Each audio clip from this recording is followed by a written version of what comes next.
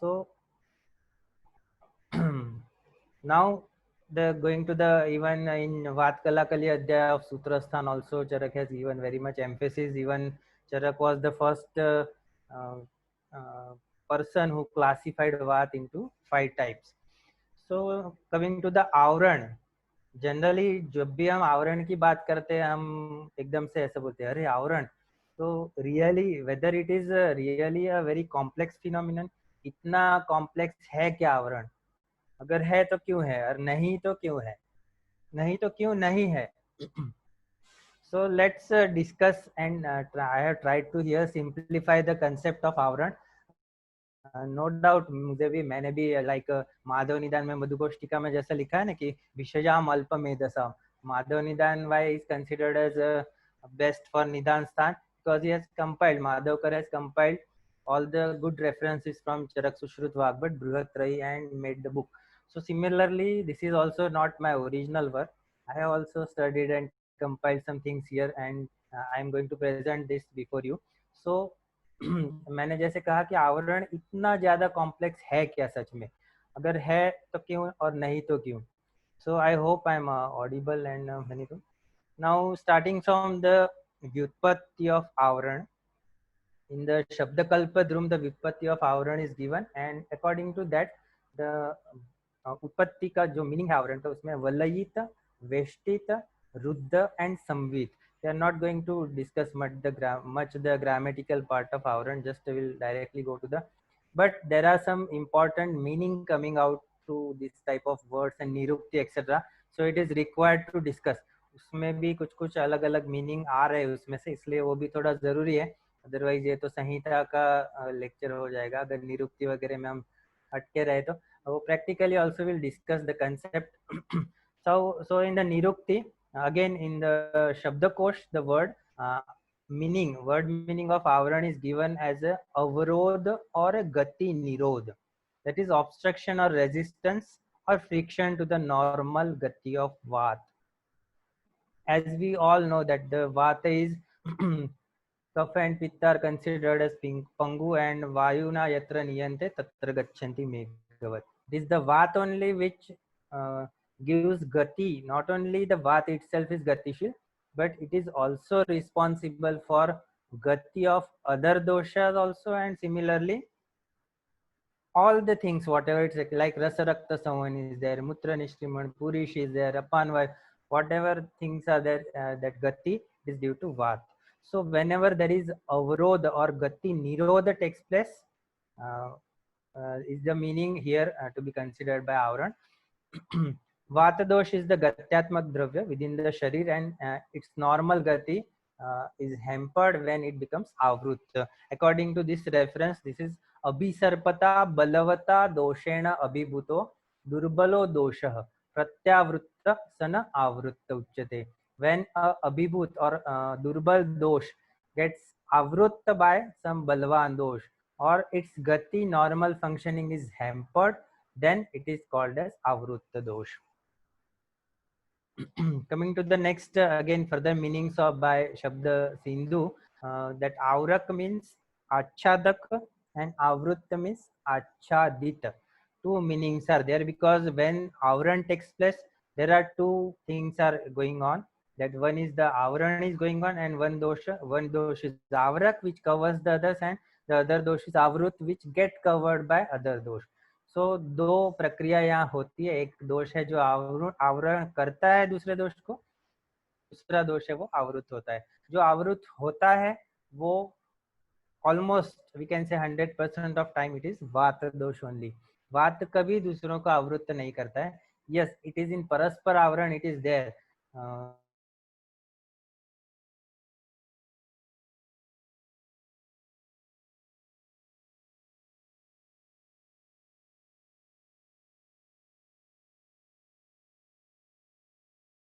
होता ही आवृत्त गतिवायु word is used there. So while commenting on this word by Chakrapani has mentioned the avrutta gati means ruddha gati, the gati which is hampered. In another context of Sutrasthan, Sushrut Sharyasthan, Sushrut has used Pratibaddha Marg word.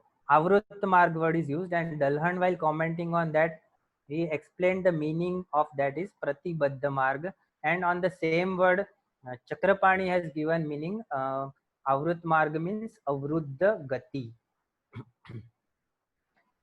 Then in the context of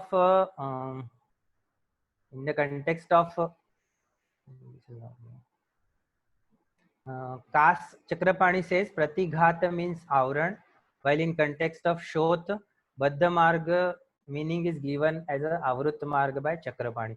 So these are the two further references in which the Pratighat and Baddha Marga words are used by Charak, and while commenting, Chakrapani mentions it as a Avran and Avrutta Marga.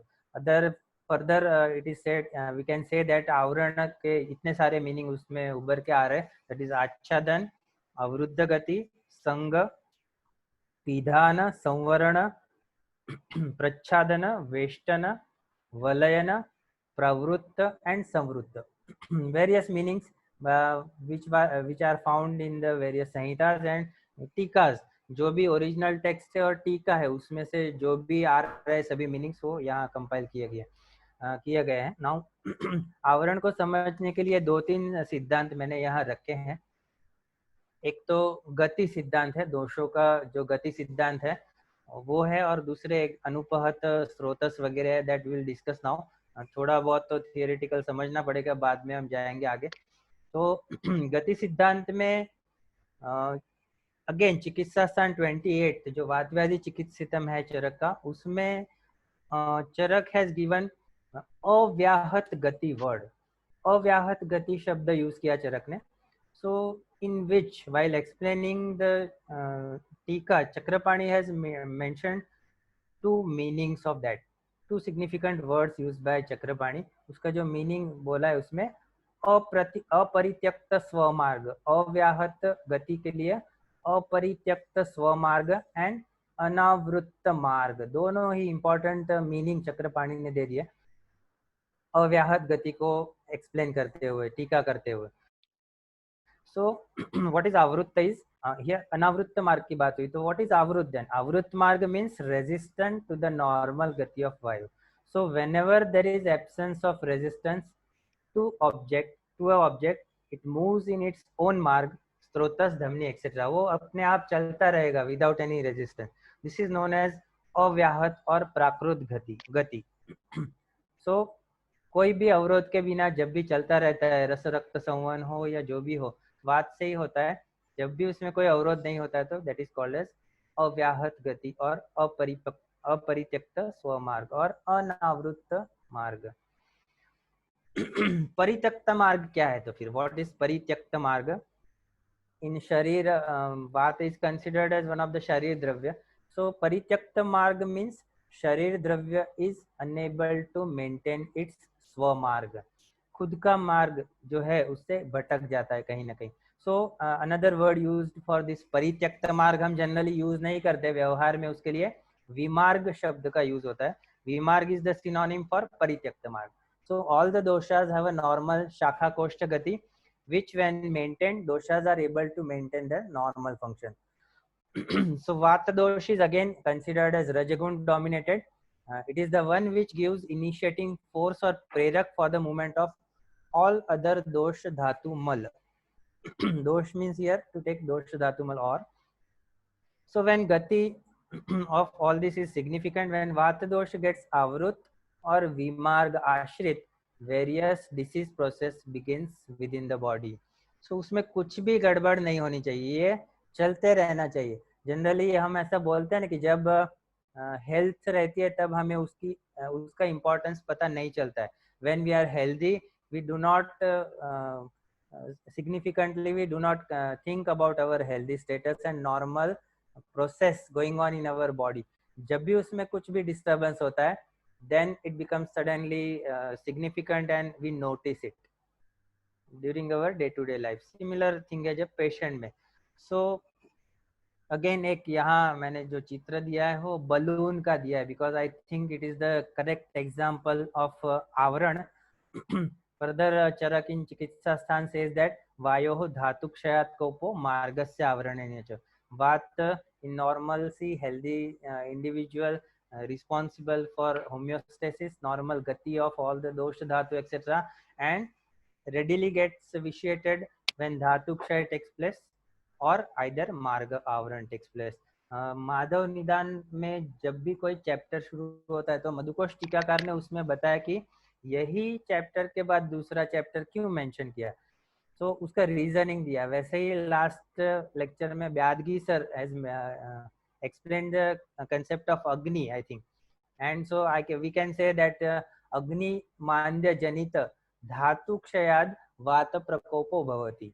Atah we are discussing the avran concept, and that vata prakop takes place due to dhatu kshay also and marg avran. मैं बोल रहा था कि क्यों यहाँ balloon का चित्र दिया, so balloon is also example of avran, क्योंकि देखिए यहाँ ये वात when we are blowing air into balloon, rubber balloon, तो यहाँ एक आवरण है आउटर सरफेस, इसी वजह से वो वात जो है बाहर नहीं निकल पाता है एंड इट गेट्स आवृत. यहाँ भी वायु का ही आवरण है, जैसे लोक पुरुष साम्य सिद्धांत में जो भी बाहर मिलता है वो शरीर में मिलता है, तो वही यहाँ बलून को फुलाने का काम करता है और it blowing the balloon. And यहाँ भी प्रकोप ही हो रहा है. किसका प्रकोप हो रहा है? जो रबर का जो आवरण है यहाँ. तो वायु के आवृत होने की वजह से ये बलून का जो ब्लोइंग हो रहा है. सो it is the best example of avran. Similar thing is taking place. Further avran is explained. बहुत सारे उसमें अलग अलग scattered references are available in the text. So थोड़े बहुत यहाँ मैंने रखे हैं आपके सामने. तो उसमें प्रतिबंध word is one more word used by Chakrapani in the concept of avran. एक और word आया यहाँ प्रतिबंध. So what is explained as the sukshma marganusari and prerak. Already we discussed, it is a prerak initiating force for all the dosh and dhatu. So thus whenever the movement of vayu through the sukshma srotas is obstructed or the prerak karma is hampered, then dravya bhuta vata dosha gets prakupit or vitiated. बात तो वैसे तो अमूर्त बताया उसको, लेकिन in this way sometimes it is also a द्रव्यभूत. And whenever this सूक्ष्म स्रोतस में वो सर्कुलेट होता रहता है, उसमें जब भी कुछ मूवमेंट में ये आएगा, ऑब्स्ट्रक्शन आएगा, आवरण होगा, तब वो रेडिली इट गेट्स विशिएटेड और प्रकुपित एंड आवरण condition takes place. Further when आवरण takes place, it hampers the these all functions which are normally performed by the vata. They are vikshepana and samvahana, parivahana, chavana, paragamana, then shravana, vishandana and ativedana. Ativedan. So all these are the normal functions of vata performed in the body day to day life. जब भी कुछ भी गड़बड़ नहीं है, प्रकोपित नहीं है वात, तब ये सारे कार्य चलते रहते हैं विदाउट. तो जब भी आवरण होगा तब ये कार्य all any of this one two और any of this may get affected due to आवरण. Further in the Vividashit Pitya Adhyaya, Charak has mentioned some concepts like which are also helpful in understanding the आवरण. यहाँ बार बार मैंने balloon का picture इसलिए दिया कि इसमें जैसे आवरण हट गया तो वात बाहर निकल रहा है, इसलिए बाकी कुछ इसका डायरेक्ट ऐसा कंटेक्स्ट नहीं है उसमें. So other concepts like Jatharagni, then Anupahat Dhatu Ushma, Anupahat Srotas and Anupahat Vayu. These are the points on which we are going to concentrate while understanding the Avran concept. So सबसे पहले धातु उष्मा की हम बात करेंगे. So Chakrapani says that the dhatu themselves are the nutrient for the other dhatu. इसमें सारकित विभाजन होगा. So ऊर्जा of शरीर धातु depends upon the अनुपहत धातु उष्मा, धात्वग्नि के ऊपर डिपेंड करेगा. देन धातु पोषक रसवाही व्यान रूप रूपामृत वायु एंड धातु पोषक रसव स्रोतस. इस इन ऑल कंसेप्ट्स और इन ऑल सब्सटेंस थिंग्स के ऊपर the normal functioning nourishment of dhatus will depend. So first we'll discuss the anupahata dhatu ushma. Anupahata means without any disturbance when Dhatvagni is functioning. So Charaka explains that Jatharagni is the one which gives bala to the bhutagni and dhatwagni. So complete conversion of agni is here needed. After the function of dhatwagni, then सारकिट्ट विभाजन takes place, and उसी में से फिर धातु पोषकांश will get separated, and this will result in the अपरिणाम result in the dhatu poshan.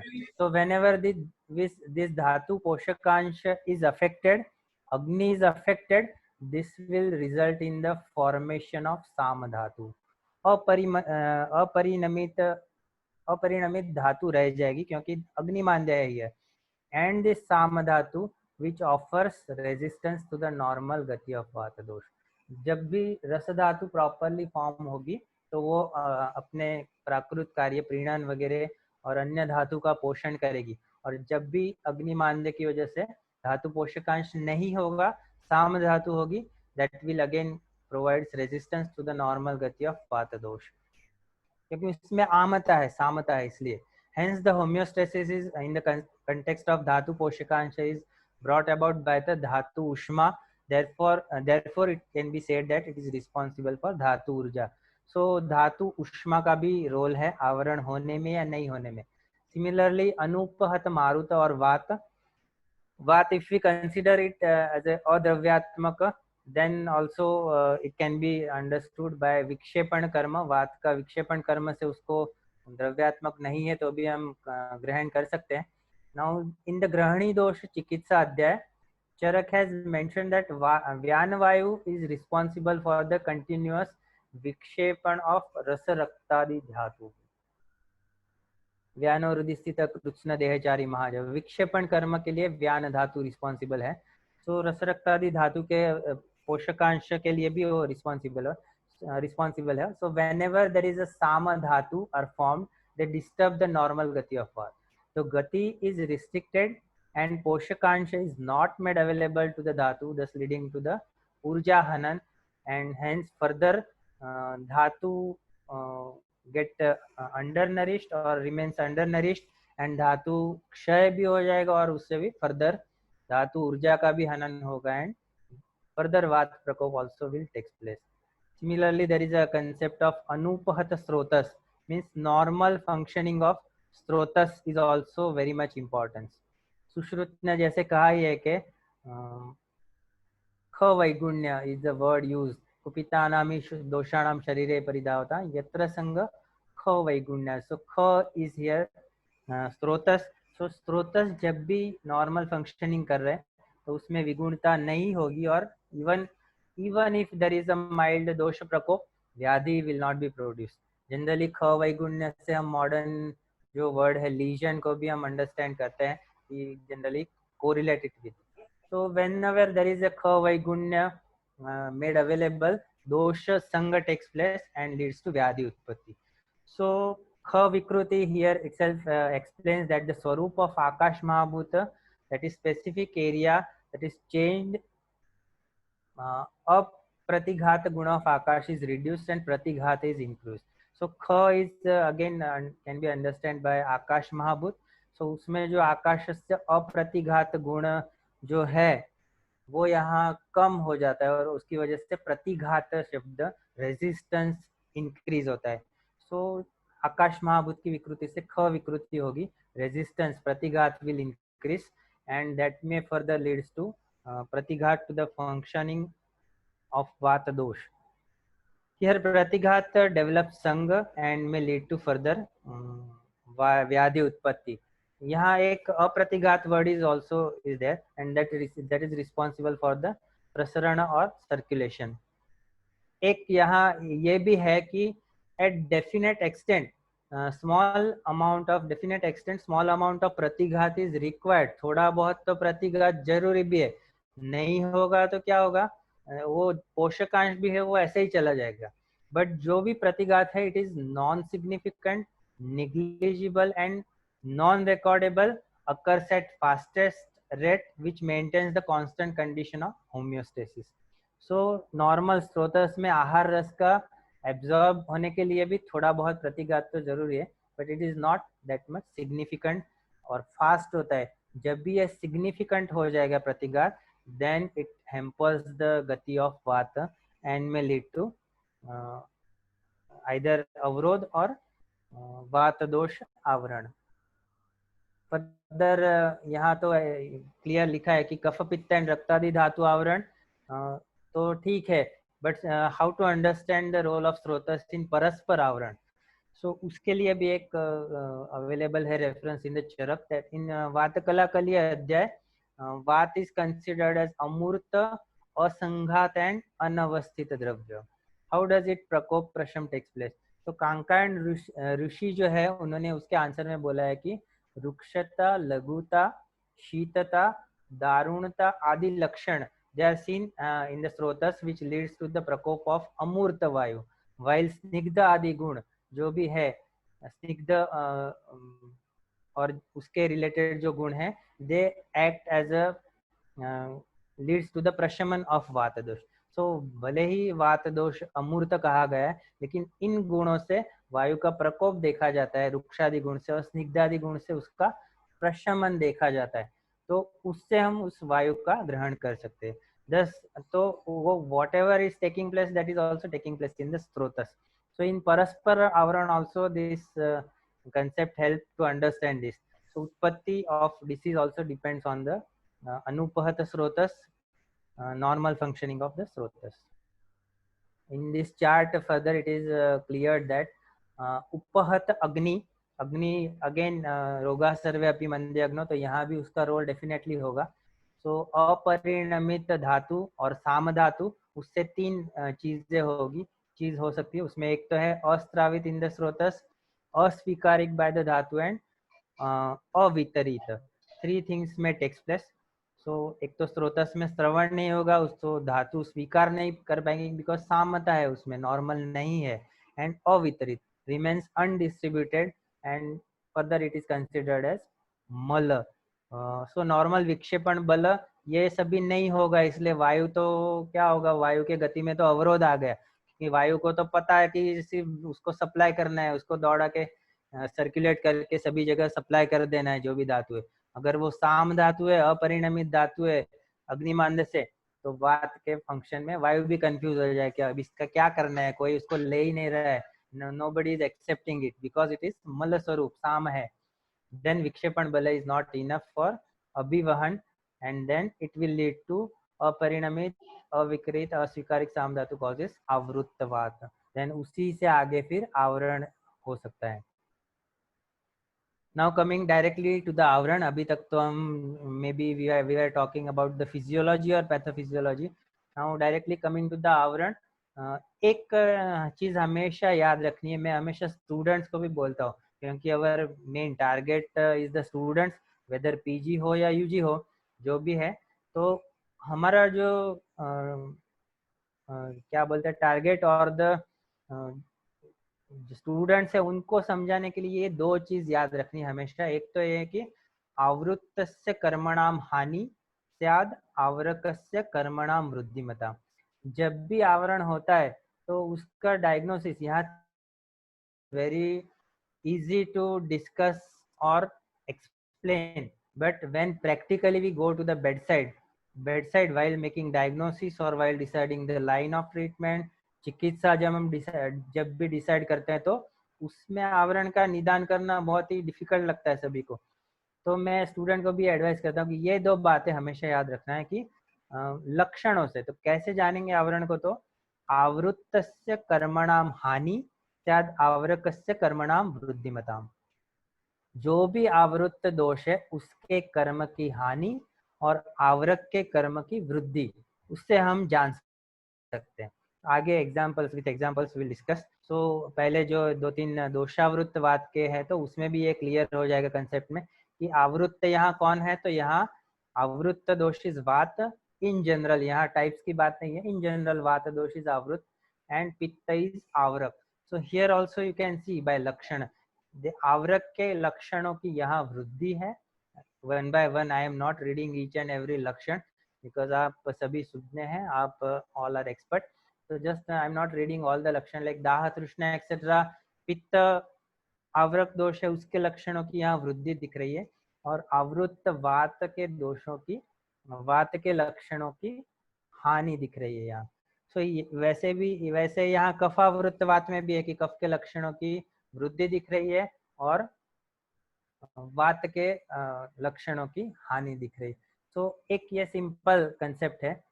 आगे now when we discussed about परस्पर आवरण, so it is more complex. अभी तो पहले तो दोषावृत तो ठीक है, या बाकी अन्नावृत, पुरुषावृत, आगे एक दो एग्जांपल वो भी दिए हैं। तो परस्पर आवरण की जब बात करते हैं तो और भी ज्यादा कॉम्प्लेक्स हो जाता है, क्योंकि वात का फंक्शन ही समझना, जब मॉडर्न डॉक्टर्स को या मॉडर्न पीपल है या किसी को अगर समझाना है वायु का फंक्शन, तो हम दिखा नहीं सकते। By symptomatology, by this type of concept only we can explain. So उनको दिखाने के लिए वात के लक्षण डिफिकल्ट है तो आवरण तो और भी डिफिकल्ट हो जाता है, कॉम्प्लेक्स हो जाता है। जैसे मैंने पहले ही बोला कि इतना कॉम्प्लेक्स सच में है क्या। तो here simple concept here is mention. Normally क्या होता है, ऑल द 5 टाइप्स ऑफ वात इंटरप्ले विद इन देमसेल्फ। वो एक दूसरे की मदद करते हुए नॉर्मल शरीर का जो फंक्शन है वो चलाते रहते हैं। वायु के जो 5 प्रकार है, वो 5 प्रकार हमारे समझने के लिए है। कोई वायु यहाँ हृदय में से आके बोलेगा नहीं मैं व्यान वायु हूँ, या व्यानो हृदय स्थित बोला, या समान वायु आमाशय में से नहीं बोलेगा, या एक दूसरे के ऊपर ढकेल नहीं देंगे, अरे वो व्यान तो कुछ काम नहीं कर रहा है तो मैं क्यों करूँ, ऐसा समान वायु बोलता नहीं है। तो ये interplay with each other, they function together in the body with the help of each other. So एक में जब खराबी हो जाएगी तो हो सकता है कि दूसरे में भी हो जाए खराबी। इसलिए उसको तो बहुत दुर्वासा मुनि जैसा है वात, तुरंत इमीडिएटली गेट्स प्रकोपित, है ना। तो इसलिए बहुत ध्यान रखना पड़ता है वात का। तो all 5 types interplay maintain the homeostasis like प्रयत्न of Udaan assimilation function of the प्राणवायु टेक्स प्लेस। उदान वायु के फंक्शन से प्राणवायु का भी जो फंक्शन टेक्स प्लेस। देन समान वायु लेटर ऑन एब्जॉर्ब द आहार रस from where it is transported. समान वायु का फंक्शन है उसको एब्जॉर्ब करना थ्रू आउट द शरीर विद हेल्प ऑफ व्यान वायु। विद द हेल्प ऑफ व्यान वायु, एक दूसरे की हेल्प से सभी करते हैं। और जो भी किट्ट विभाजन एक्सक्रीशन, किट्ट निष्क्रिमण है, it is excretion takes place with the help of अपान वायु। तो आहार रस जब लेते हैं तब से उसके मल का निष्क्रिमण, पुरुष निष्क्रिमण, मूत्र सभी का निष्क्रिमण जो है वो अपान वायु से हो जाता है। So all interplay with each other. So whenever they themselves hamper with their own karma by परस्पर आवरण, उत्पत्ति of वात व्याधि takes place। तो एक दूसरे का कभी कभी है ना, जैसे पहले ही बोला कि दुर्बल है उसको बलवान हमेशा डोमिनेट करता है। तो यहाँ भी अगर एकाध कुछ ऐसे हेतु आ गए, निदान हो गया कि उसकी वजह से एकाध वायु है वो थोड़ा डोमिनेंट हो गया तो दूसरे को आवृत कर देता है। तो उसका बहुत ही ध्यान रखना पड़ेगा। सो आचार्य वाग्भट हैज गिवन द दुष्टि हेतु एंड दुष्टि लक्षण ऑफ प्राणादि 5 प्रकार वायु। 5 प्रकार के जो वायु है उसके दुष्टि हेतु और लक्षण दिए हुए हैं। तो यहाँ मैं ये भी रीड नहीं कर रहा हूँ, just you can see it here. रुक्ष, व्यायाम, लंघन एक्सेट्रा, निदान ऑफ प्राणवायु, लक्षण लाइक चक्षु आदि इंद्रियोपघात, पीनस, श्वास, ये दुष्टि के निदान और लक्षण है given by or mentioned by, described by the Vagbhat. So just go through it. I am not reading each and every word. Now एक दो एग्जाम्पल यहाँ डिस्कस किए, we can further add in that, सिर्फ समझने के लिए कि यहाँ भी वही सिद्धांत लागू पड़ता है कि आवृत्तस्य कर्मणाम हानि स्याद आवरकस्य कर्मणाम वृद्धिमताम। तो यहाँ व्यान आवृत्त प्राण वायु है तो प्राण वायु के कर्म की हानि होगी, बिकॉज आवृत्ति प्राण, एंड व्यान वायु आवरक है तो उसके कर्म की वृद्धि होगी। तो यहाँ जो है स्वेद अति प्रवृत्ति, लोमहर्ष, त्वक विकार, सुप्त गात्रता, उसको कैसे समझे हम विद थोड़ा बहुत यहाँ मॉडर्न इंटरप्रिटेशन भी ट्राई किया है। May not be, you may not agree with that, but थोड़ा बहुत ट्राई किया यहाँ की स्वेदन इज द नॉर्मल कर्म of Vyan Vayu. So whenever Vyana gets vitiated or prakupit, it leads to Sveda Atipravrutti. It can be explained by the sympathetic overactivity or cholinergic effect. Modern के हिसाब से understand करना है तो, और this में happen in the anti cholinergic side effect seen in the poisoning. Like poisoning की वजह से भी स्वेद अति प्रवृत्ति होती है, तो उसमें भी रेडिली व्यान वायु gets विशिएटेड and it also leads to sweat glands are activated and secretes large quantities of sweat. So when sympathetic nerves get stimulated due to poisoning etc., they causes the Svedati pravrutti, and it is suggestive of Vyana Prakopa. Further, the perception of the all the senses is the function of Pranavayu. So when Prana get avrut by Vyana Vayu, perception of senses which are with the taking place with the प्राणवायु get hampered, और उसकी वजह से ये सुप्तता जैसे लक्षण लोमहर्ष और सुप्तता will takes place, and this type of lakshana are also seen in the due to negative sensory feeling caused by the disorders like diabetes mellitus. ये थोड़ा बहुत interpretation है, maybe may not be 100% correct, ये थोड़ा बहुत ठीक है समझाने के लिए, बट एक तो कंसेप्ट ही हमारा ओरिजिनल समझना पड़ेगा.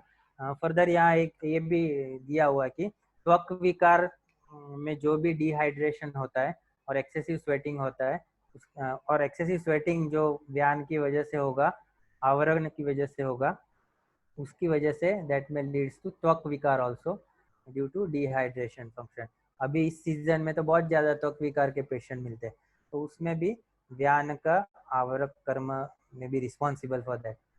सिमिलरली हियर व्यान आवृत अपान के एग्जाम्पल है, उसमें भी आप देखिए कि व्यान के फंक्शन की वृद्धि है और अपान की हानि. वमन आदमान उदावर्त सभी ऊपर जाने वाले कर्म है, जबकि अपान जो है वो सभी डाउनवर्ड डायरेक्शन अनुलोम गति है अपान की, तो वो यहाँ हैम्पर्ड हो जाती है, एंड बिकॉज ऑफ दैट वमन आदमान उदावर्त एक्सेट्रा सिम्टम्स आर सीन. तो यहाँ भी वही सिमिलरली यहाँ एक्सप्लेन किया हुआ है, we are not going in detail. अब और एक कंसेप्ट है जिसमें थोड़ा बहुत कंफ्यूजन रहता है कि गतवात एंड आवरण, इज देयर एनी डिफरेंस, कुछ है क्या, क्योंकि वायु दोनों वायु की कंडीशन है, वात व्याधि में ही एक्सप्लेन किए हुए हैं, गतवात भी दिया हुआ है आवरण भी दिया हुआ है, तो what is difference, basic difference, उसमें बहुत सारा एक्सप्लोर करेंगे तो पूरा दिन भी कम पड़ जाएगा. तो यहाँ एक प्रयत्न किया गया है कि धातु कैन बी क्लासिफाइड इनटू अस्थाई धातु एंड स्थाई धातु.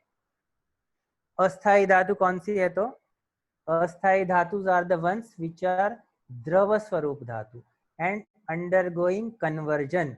उसको हम बोल सकते हैं कि परिणामम आपद्य मानाना, मीन्स जब भी धातु का फॉर्मेशन होता है बनेगी तब से लेके वो परिवहन जो होता है दैट इज अस्थाई धातु. They are not placed at one place, के एक ही जगह पे नहीं है, और दे आर बीइंग विक्षेपित फ्रॉम देयर मूल स्थान थ्रू आउट द शरीर. परिणामम आपद्यमाना नाम धातु है वो, उसका विक्षेपण होता रहेगा, किससे होगा, वायु से होगा, और उसका अभिवहन होता रहेगा, कहाँ तक होगा, तो उसकी जहाँ जहाँ स्थायी धातु है उसको पोषण देने के लिए उसका विक्षेपण परिणमन अभिवहन होता रहेगा वायु के द्वारा.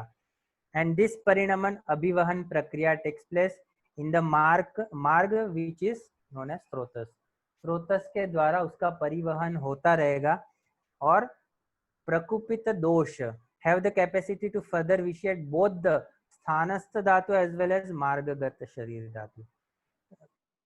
प्रकुपित दोष जो है डिपेंडिंग ऑन इट्स बल स्ट्रेंथ, उनके पास इतनी कैपेसिटी है कि वो मार्गाश्रित धातु को भी दूषित कर सकते हैं, या फिर स्थायी धातु जो वहां है डिपेंडिंग ऑन अगेन खवैगुण्य के ऊपर, या जितना भी निदान होगा कॉजेटिव फैक्टर बल होगा उसके ऊपर से वो उसको भी दोनों को विशिएट करने की क्षमता रखते हैं वो.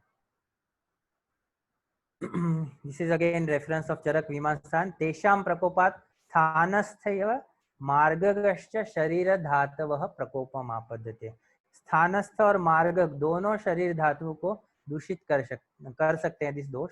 सो व्हेन प्रकोपित वात विशिएट्स द धातु इट इज कॉल्ड एज गतवात.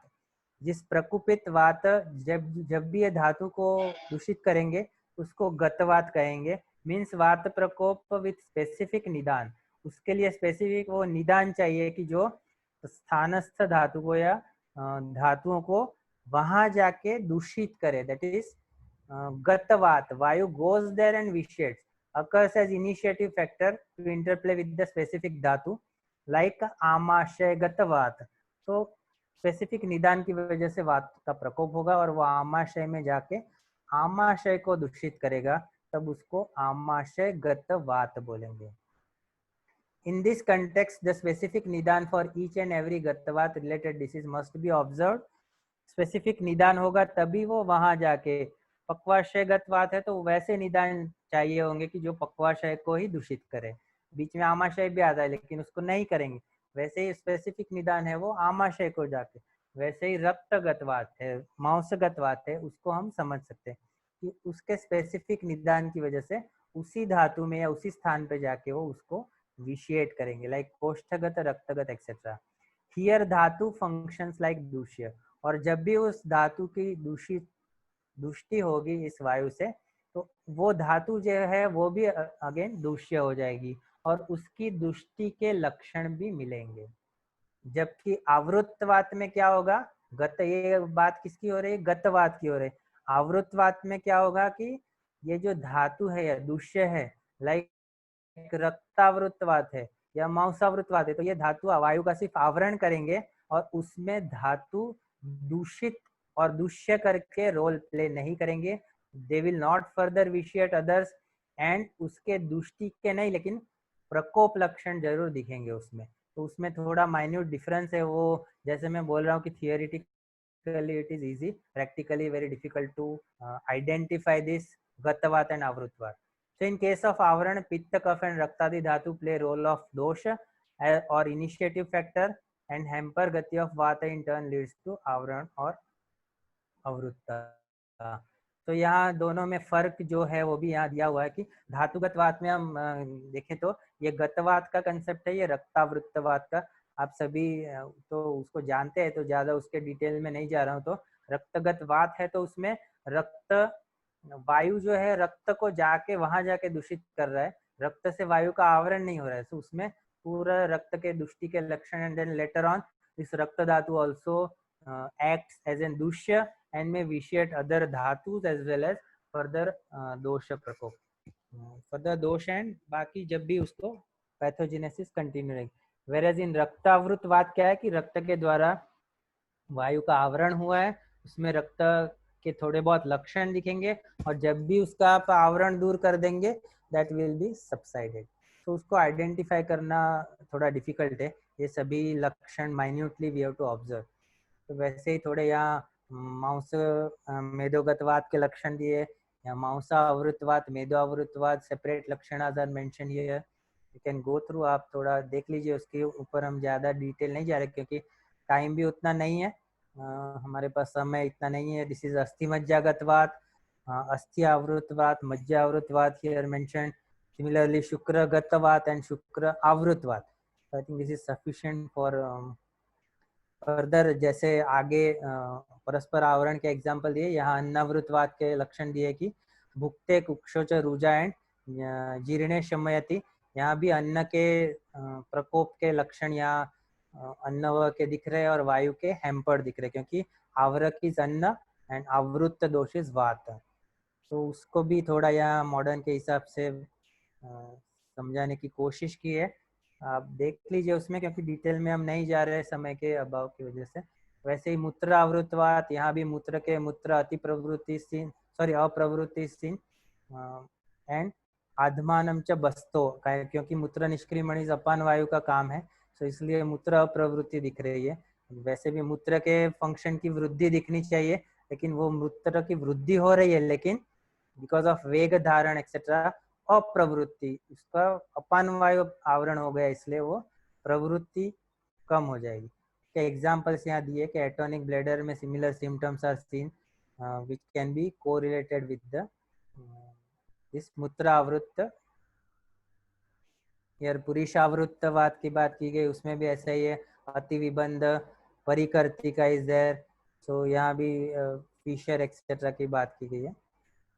तो उसमें भी पुरुष के जो लक्षण है उसकी वृद्धि दिखेगी और अपान वायु आवृत होगा इसलिए उसके फंक्शन की हानि दिख रही है।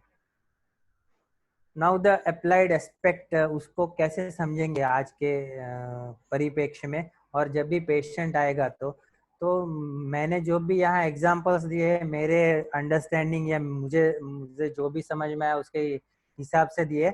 You may not be agree, आप उसमें नहीं भी हो सकते या उसमें ज़्यादा आप बाद में प्रकाश भी डाल सकते हैं। So one by one will discuss the examples. सबसे पहले मैंने ये एग्जांपल यहाँ इसलिए दिया कि इसके साथ दो स्टोरीज मेरे इंसिडेंसेस जुड़े हुए कि इसलिए कि एक तो in the 2002 I still remember we have ROTP program. उस वक्त ROTP बोलते थे उसको, CME नहीं था। ROTP was there. Pawan sir को शायद याद होगा कि ROTP was there in the NIA and उस वक्त 15 दिन का होता था। तो I went there as a trainee, वहाँ ट्रेनी करके गया था। वो एक्चुअली टीचर, फैकल्टी और एमओ के लिए मिक्स टाइप ऑफ ROTP था, दोनों मिक्स्ड थे। उसमें शायद गोपा कुमार सर भी थे, महादेवन सर भी थे, Vrinda Kaknurkar madam was there along with me. तो मुझे अभी भी याद है कि first class, first case presentation was there by respected Khandel sir, Shri Krishna Khandel sir का, who is considered as the authority in the आवरण कंसेप्ट। तो उनका फर्स्ट केस प्रेजेंटेशन चल रहा था and he was presenting a case of पक्षाघात। पक्षाघात का वो केस प्रेजेंट कर रहे थे और उन्होंने जो बाद में आवरण का निदान बताया कि उन्होंने जो निदान किया था वो शायद प्राण आवृत्त उदान, ऐसा कुछ, अभी मुझे ठीक से उतना याद भी नहीं। सो विथ ड्यू रिस्पेक्ट उन्होंने जब बाद में बोला कि इसके ऊपर किसी को कुछ पूछना है या डिस्कस करना है, तो just I quoted the same reference की जैसे क्लासिक्स में बताया कि आवृत्तस्य कर्मणाम हानि स्यात् आवरकस्य कर्मणाम वृद्धिमताम। तो उदानावृत प्राण अगर हम बोलेंगे तो उदान वायु के कर्म की तो वृद्धि होनी चाहिए, और उदान वायु के कर्म तो क्या है, वाक प्रवृत्ति प्रयत्न ऊर्जा बल वर्ण स्मृति क्रिया, उसमें से कुछ की तो वृद्धि होनी चाहिए। And that patient was not able to speak, उसमें तो वाक ग्रह था, वाक अस्पष्टता थी। तो then he was also surprise कि ये तो मैंने भी सोचा नहीं था। एंड ही एडमिटेड दैट हमें फिर से उसको सोचना पड़ेगा। एंड देन वो डिस्कशन टुक प्लेस। तो इसलिए ऐसे मुझे याद आया। और उससे इसी से जुड़ी हुई एक दूसरी भी बात है कि when I was PG scholar, Jamnagar में जब PG कर रहा था, I used to attend clinic, evening clinic of CP Shukla sir, renowned physician जो एक्स डीन थे IPGT एंड RA के, CP शुक्ला सर, उनके क्लिनिक में मैं जाता था। सो उनकी क्या प्रैक्टिस थी कि वो पहले रिपोर्ट्स मंगवाते थे पेशेंट के, और बाद में जैसे ही पेशेंट खत्म होते थे शाम को, तो उस पेशेंट को जिसके रिपोर्ट्स है उसको वो नहीं देखते थे, पहले उसके रिपोर्ट्स रखते थे और उसको दूसरे दिन बुलाते थे। यूज टू कॉल हिम, और हर जो भी पेशेंट है उनको दूसरे दिन बुलाते थे। तो एक बार एक ओल्ड लेडी का लड़का कोई रिपोर्ट्स लेके आया, तो जब भी पेशेंट खत्म हो गए तो उन्होंने पूरा वो सिविल्स टेक्स्ट बुक को पढ़ते थे और उसको बोलते थे कि ये चरक का ही इंग्लिश ट्रांसलेशन है, civils text book of medicine. और चरक तो उन्होंने पूरा खोल के उनका रिपोर्ट में देखा, तो in that report, CT scan report, there was a hematoma in basal ganglia. मुझे अभी तक याद है, बेजल गैंग्लिया में हीमेटोमा था। तो उन्होंने उसका इंटरप्रिटेशन उन्होंने उस तरह से किया कि इसको हम रक्तावृत वात बोल सकते हैं कि नहीं, whether we can call it. तो उन्होंने तो निदान ऐसा ही किया था कि रक्तावृत वात हम उसको कंसिडर करना चाहिए। और उसका क्लिनिकल प्रैक्टिकल एप्लीकेशन उन्होंने बताया कि यहाँ आवरण होने से शुरू में in the initial stage we should not apply स्नेहन स्वेदन, क्योंकि जैसे वातव्याधि चिकित्सा में भी बताया कि आवृत केवलम निरुपस्तंभम आदौ स्नेहे उपाचरे। केवल वात, जहाँ सिर्फ वात है, आवरण नहीं है, मार्गावरोध नहीं है, तभी आदौ स्नेहे उपचरे, then only in initial stage we should advise और administer snehan swedan etcetera. So इस पेशेंट में पहले रक्त के आवरण को दूर करना होगा, एंड उसके लिए उनके पास जो भी महामंजिष्ठा दिया, उनके खुद के बनाए हुए कुछ मेडिसिन थे, ही एडवाइज दैट पेशेंट रक्त, ये जैसे महाराष्ट्र में रक्त पाचक वगैरह यूज करते हैं ना, जो भी ज्वर चिकित्सा वाला रेफरेंस है, so that can be given. पहले रक्त का पाचन करना चाहिए, वहां से रक्त आवरण दूर होना चाहिए। वी ऑल्सो, हमको भी पता है कि यहाँ जब भी हेमरेज होता है, और we can call it as a extravasation of blood, hematoma occurs in the brain and that causes the pakshaghat. So can we consider, ये आप लोगों के ऊपर है कि whether we can consider it as a raktavrita, and if specific बात करनी है तो vyana vayu we can consider it or not. ऐसे ही करना होगा उसका एप्लीकेशन प्रैक्टिकल, ये आपके ऊपर है, इसलिए मैंने क्वेश्चन मार्क, क्योंकि मैं समझता हूँ इसलिए ऐसा नहीं, या जो भी है, ये दो एग्जाम्पल थे इसलिए मैंने इसको पहले ही रखा है कि तो इसी तरह से जो आवृत मधुमेह का वर्णन चरक ने किया है, क्लियरली ही mentioned in the Charak Sutrasthana 17। जो मधुमेह तो आगे प्रमेय में बताया है, चरक निदान 4th चैप्टर और चिकित्सा में, लेकिन यहाँ आवृत जन्य, इसमें तय आवृत गतिवायु ओजग आता है गच्छति। So diabetes due to obstructive pathogenesis, so as we all know it is modern के हिसाब से ही, उसका रिपोर्ट के हिसाब से हम सभी देखें तो यहाँ इस्केमिया हो या स्यूडोसिस्ट इन पेनक्रियाज और डिओडिनल और common pancreatic duct obstruction due to increased pressure etcetera, इसको हम आवरण ले सकते हैं या नहीं, whether we should consider it as आवरण और नॉट। और उसको भी हम यहाँ भी आवरण स्पेसिफिक वायु का लेना है तो समान वायु का भी ले सकते हैं आवरण, क्योंकि समानो अग्नि समीपस्थ, यहाँ अग्न्याशय भी बोला है, तो इसको भी हम एक आवरण का एग्जाम्पल, और क्लियरली चरक ने तो बोला ही है, तैयावृत गति वायु वो जो आदाय गच्छति। तो एक और एक एग्जाम्पल है नेक्स्ट आवृत मधुमेह के, जो यहाँ देखिए आप, तो यहाँ जो धातु क्षयजन्य वातज मधुमेह और आवरण जन्य वातज मधुमेह, तो clearly you can see the difference in the लक्षण। उसमें भी मैं बहुत डिटेल में नहीं जा रहा हूँ क्योंकि अभी खत्म करना है उसको। One more thing what I interpret is like हृदरोग है, तो उसमें भी क्लियरली जो कोरोनरी इनसफिशिएंसी या ऑब्स्ट्रक्शन रहता है, उसको भी whether we can consider it as a medasa vrita, और ये भी रुधिर स्थित है इसलिए व्यान का ले सकते हैं या नहीं, आप उसके ऊपर हम डिस्कशन बाद में कर सकते हैं। तो मेरे हिसाब से इसको भी आवरण करके ले सकते हैं, और मेदोपाचक या मेदस का आवरण पहले दूर करने की कोशिश करें हम, if it is feasible with the Ayurvedic treatment, जो भी हो सकता है। इमरजेंसी कंडीशन में नहीं कर सकते, आईसीसीयू पेशेंट में हम मेदस आवृत आवरण को दूर करने जाए, ऐसा भी नहीं हो सकता है। जो भी फिजिबल पेशेंट है, we can think on this line and then we can apply for the treatment for that। वैसे ही इसको भी समझ सकते हैं कि whether it is this can be considered as fibrosis की बात है यूरिनरी ट्रैक्ट में, तो उसको भी हम मूत्राघात में आएगा तो whether it can be considered as मांसावृत्त अपान वायु और not, we can think on this। वैसे ही ये जो इंटेस्टाइनल ऑब्स्ट्रक्शन की बात है, आयुर्वेद में उसको बद्ध गुदोदर के नाम से भी जाना गया है, तो पूरी वेद उसको भी हम पुरुषावृत्त और स्पेसिफिकली टॉकिंग अपानवाद कह सकते हैं या नहीं कह सकते। वैसे तो मलावृतवान की भी आगे हमने बात की। तो इस तरह के with the help of modern techniques, see कोई भी इन्वेस्टिगेशन है या CT scan, MRI, X-ray, sonography, endoscopy, sigmoidoscopy, वो कोई एलोपैथी नहीं है, दैट इज मॉडर्न। आप तो सभी टीचर है तो सभी बात नहीं कर रहा हूँ मैं, लेकिन we can use it as a diagnostic tool for this type of complex phenomenon also. आवरण को समझने के लिए भी हम उसका यूज कर सकते हैं।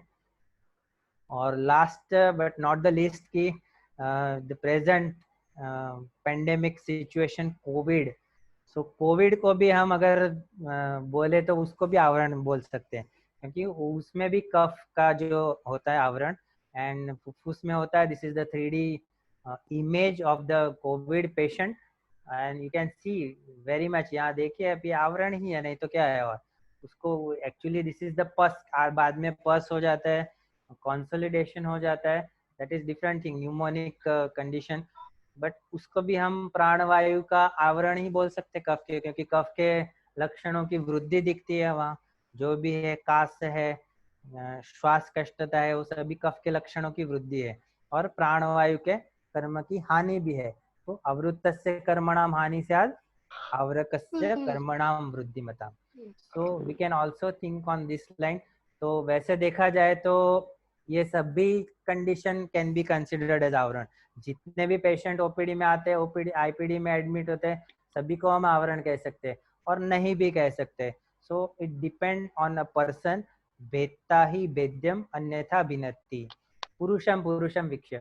तो वो फिजिशियन के ऊपर डिपेंड करेगा उसको आवरण निदान करके उसको आप पहले आवरण की चिकित्सा करके भी कर सकते हैं, नहीं तो फिर ग्रॉस उसको सामान्य निदान करके भी चिकित्सा कर सकते हैं। दोनों में रिजल्ट तो मिलेगा, लेकिन अंशांश कल्पना और जो भी है उसका विचार करके हम आवरण जैसे कॉम्प्लेक्स फिनोमिनन की भी हम बात करें तो वो बहुत हेल्पफुल होगा।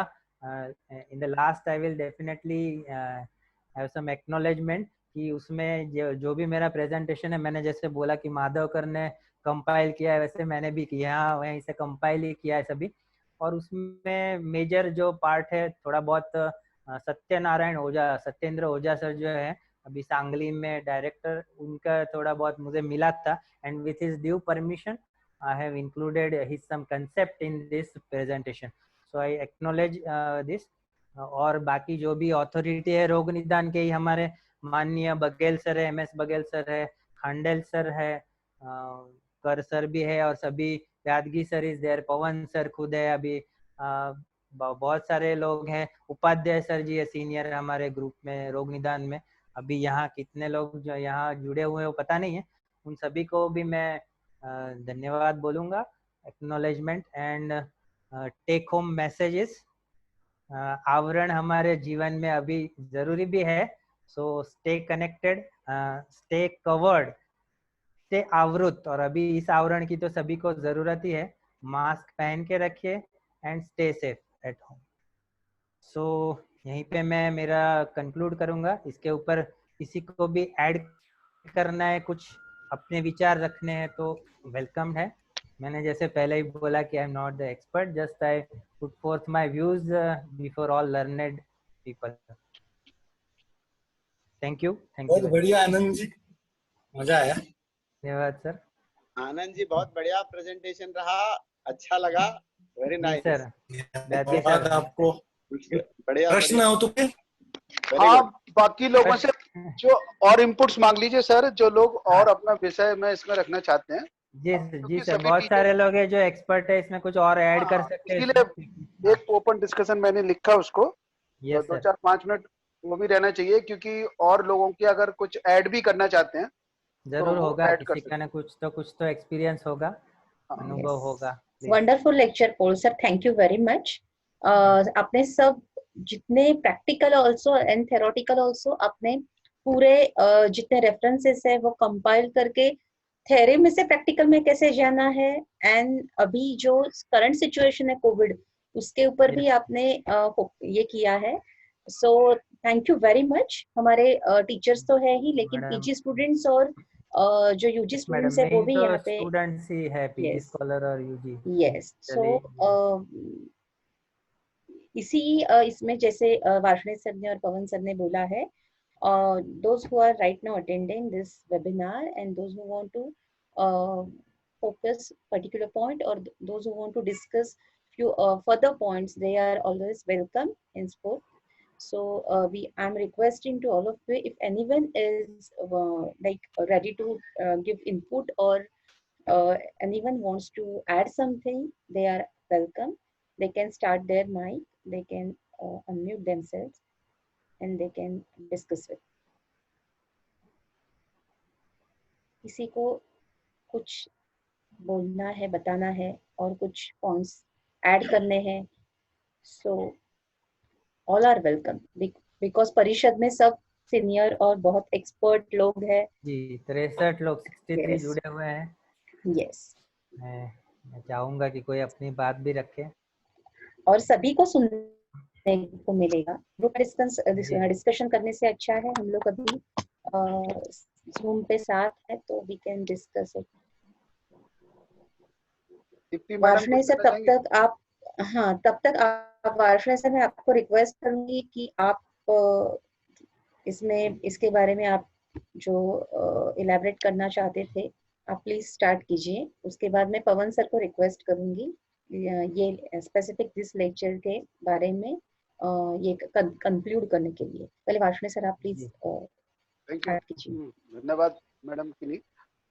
एक्चुअली हम जो उद्देश्य लेके परिषद की स्थापना की थी और उसके बाद अब अकेडमी की एक रजिस्टर्ड एसोसिएशन बनी है, उन्हीं उद्देश्यों पे आगे बढ़ते हुए उसी क्रम में ये श्रृंखला शुरू की जा रही है। तो हम लोगों का मन यह था कि सारे लोग जुड़ें और अपने इनपुट्स और भी दें, और उस विषय में एक फाइनल राय एकेडमी की बने कि हाँ ये लेक्चर हमारा अब सुरक्षित है, आर्चीव में ये रहेगा हमारी यूट्यूब पे, हमारे फेसबुक पेज पे, कि उन्होंने जो कहा। और फिर चर्चा में ऐसा आया, ब्यादगी जी ने उसके बारे में फिर ये कहा, दीप्ति मेहता ने ये कहा, और वो सारी चीज ऑन रिकॉर्ड रहेगी और इस तरीके से हेल्दी उसके साथ ये परंपरा चलती रहे। टॉपिक्स पहले जो अनकॉमन है, जिन पे ज्यादा वो सब है, उनको इंक्लूड करेंगे, फिर धीरे धीरे सभी टॉपिक को इसमें इंक्लूड किया जाएगा और ये श्रृंखला हम चाहते हैं लगातार चलती रहे। और जैसा उत्साह है सभी लोगों में, सहयोग कर रहे हैं शुरू से, एक अच्छी बात ये रही कि बहुत हेल्दी तरीके से परिषद में चर्चा होती रही है। पहले व्हाट्सएप पे ही होती रही, लेकिन अब ये इसमें जूम के माध्यम से अगर हम सब लोगों को जोड़ने का मौका मिला है, तो इस प्रयास को बहुत अच्छे तरीके से किन्हीं मैडम ने ये इस महीने रखा, अगले महीने और सभी लोग रखेंगे। तो मैं श्रोताओं से भी, अपने जो हमारी फैकल्टी भी जुड़ी हुई है, उनसे भी ये अनुरोध करना चाहूंगा कि जैसे टॉपिक हम लोग पहले 2-4-5 दिन पहले बता ही देते हैं, तो उस टॉपिक से संबंधित अपने इनपुट्स भी अपने इतने साल के एक्सपीरियंस में जो आए वो जरूर रखें, और जिससे वो एक रिकॉर्ड में रहेगी। और जो हमारे वक्ता हैं, स्वाभाविक है वो हम ही सब लोगों के बीच में से हैं, ऐसा नहीं है, उनका अपना विचार है। तो सभी लोगों से ही मेरा निवेदन है कि उनका ऐसा नहीं है कि केवल जुड़ने के लिए उनको कहा जा रहा है, अगर उनके पास समय है तो पहले से उसको लिख के और उसको उस तरीके से चर्चा भी करें। आज भी अभी मैंने इसलिए लिखा, अभी शायद कोई लोग अभी उस चीज के लिए तैयार नहीं है, लेकिन आगे से वो अच्छी फॉर्म में रहेगा। और एक जो हमारी रोग निदान के अलावा सब्जेक्ट वाले लोग हैं, वो उस चीज के लिए ऑथेंटिकली ये कहेंगे कि हाँ भाई, रोग निदान एकेडमी में ऐसा कहा गया, इसलिए ये आवरण का ये कंसेप्ट बिल्कुल ठीक है। या ब्यादगी सर ने जो अग्नि के बारे में बताया कि वहां उनकी राय ये बनी है, इसलिए उस डिस्कशन में ये निकल के आया, ब्यादगी सर ने जो बताया था ये अग्नि के बारे में। तो इसी तरीके से सब विषयों को हमारे आगे वक्ता भी उसी उसमें रखेंगे, हमारे सारे कोऑर्डिनेटर्स भी उस चीज को ध्यान में रखते हुए रखेंगे, ऐसी मेरी आशा है। बहुत बहुत धन्यवाद आनंद पॉल सर, थैंक यू। आपने समय की सीमा को भी ध्यान रखा। बहुत ज्यादा उस चीज में लोग ध्यान से नहीं सुन पाते हैं, और अपने पक्ष को भी बहुत अच्छी तरीके से रखा। बहुत बहुत आभार आपका। पवन सर, आप इस बारे में अपना आनंद पाल सर, मैं यस सर। हाँ, एक चीज, आपने जो एक अच्छा कंपैरिजन करने का कोशिश किया कोविड-19 को और बात के संदर्भ में लेके, एक रेफरेंस आपने भी ध्यान दिया होगा कि जो लास्ट में प्रोग्नोसिस के संदर्भ में बताते हैं जी, क्या कहते हैं, आवृतम श्लेष्म पित्ताभ्याम प्राणम चोदानमेव च। यदि ये जो प्राण और उदानवात का जो आवरण जो है कफ और पित्त दोष के कारण उत्पन्न हो जाती है, तो गरीयत्वेन पश्यति विसर्जः शस्त्रचक्षुषः, तो उसके लिए कहते हैं कि ये जब इस तरह का जो आवरण हो जाती है तो वो बहुत बड़ा फैटल।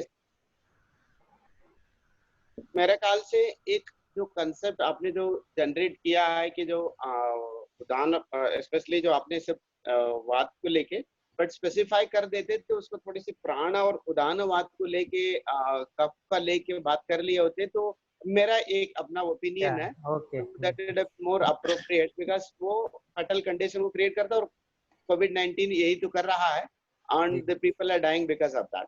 तो ये चीजें है।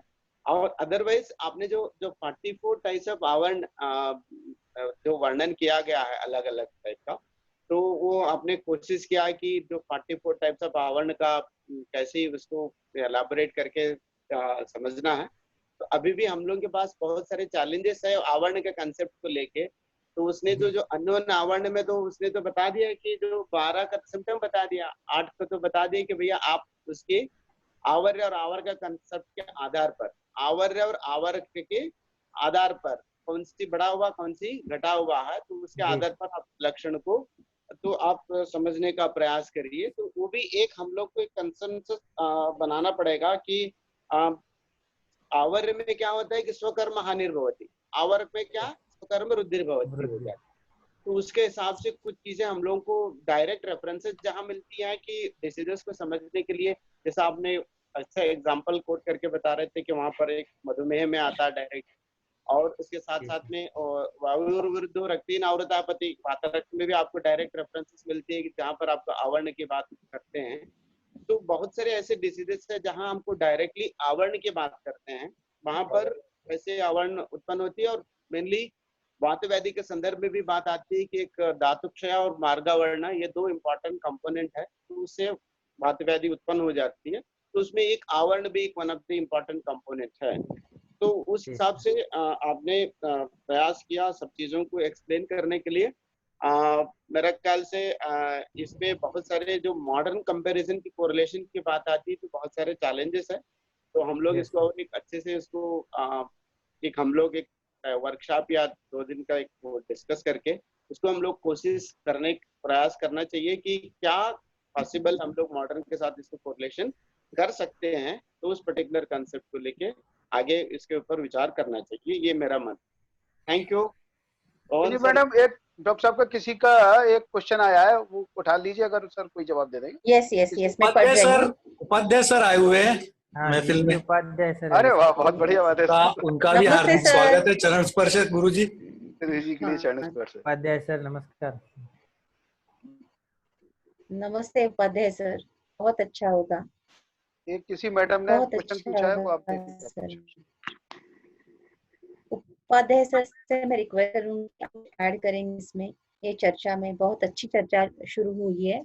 सो बच्चों को भी सर नमस्कार, आप अपना वक्तव्य रखिएगा सर। गुरु जी नमस्कार।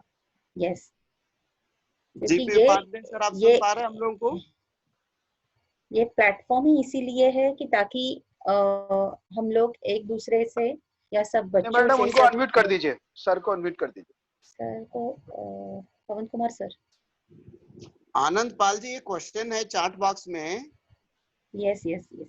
आनंद पाल जी, आपने क्वेश्चन देखा है जो चैट बॉक्स में है? नहीं, मैं पढ़ के बताती हूँ सर से। क्वेश्चन है what will be the hetus for avarana. Yes, आप उसके बारे में तब तक डिस्कस करते रहिए गुरुजी। नहीं, पूरा प्रश्न ऐसा है, कैन वी से द हेतुस ऑफ विसिएशन ऑफ आवरक दोष are the hetus for the आवरण पैथोलॉजी?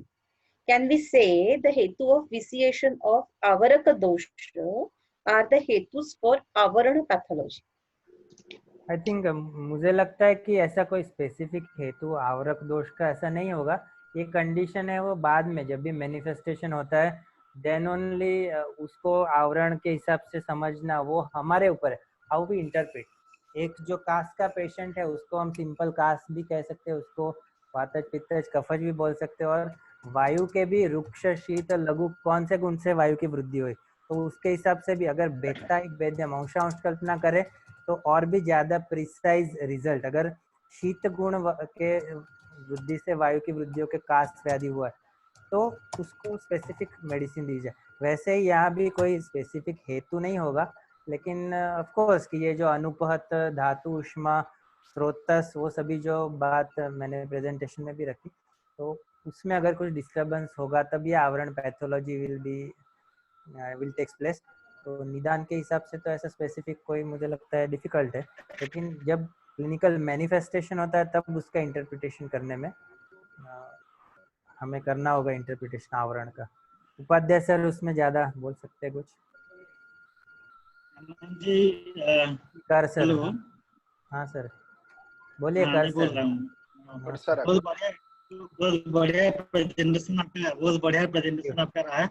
मैं उसको सजेशंस मेरा हम लोग की परिषद में रख रहा हूँ सजेशन। जो 20 जो अनन्यावरण है उसमें डॉक्टर बिहारी ये बोल रहे थे कि 12 को 12 का। हेलो हेलो जी सर। आप ऑडिबल हो, आप बताइए, आप बोलो सर। हाँ, तो जो 8 का नहीं दिया है, क्या हम लोग उसको बैठ के डिसाइड करके इसको एक बना सकते हैं क्या? उसका साइन एंड सिम्टम्स जो अनन्यावरण जो छुटा हुआ चरक में, उसको बनाते हुए हमको एक रखना चाहिए, एक डॉक्यूमेंटेशन करके। नंबर 1। नंबर 2, जो एक स्टूडेंट के तरफ से हम जो पढ़ते रहते हैं कि ध्यानी जी के बुक में भी है संघ और आवरण में डिफरेंसेस है, तो क्या प्रैक्टिकली आपने अनुभव किया कि संघ किसको कहेंगे, आवरण किसको कहेंगे?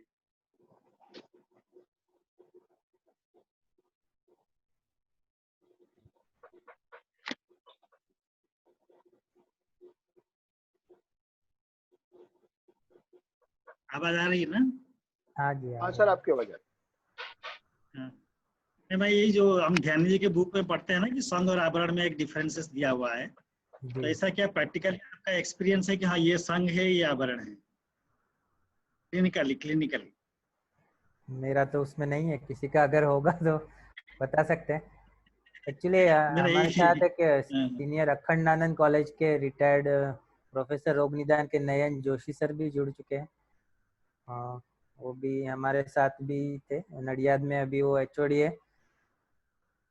नयन जोशी सर स्वागत। उपाध्याय सर शायद आवाज नहीं सुन पा रहे, उनको कुछ ऐड करना है तो कर। सर आप ही बताइए, आपका कुछ एक्सपीरियंस है तो संघ नहीं आवरण के मेरा तो बारे में। प्रैक्टिकली नहीं है, मैं इसलिए मैं सबके सामने रखा है ये चीज को कि जी हमने क्लिनिकली कैसे डिफरेंशिएट करेंगे।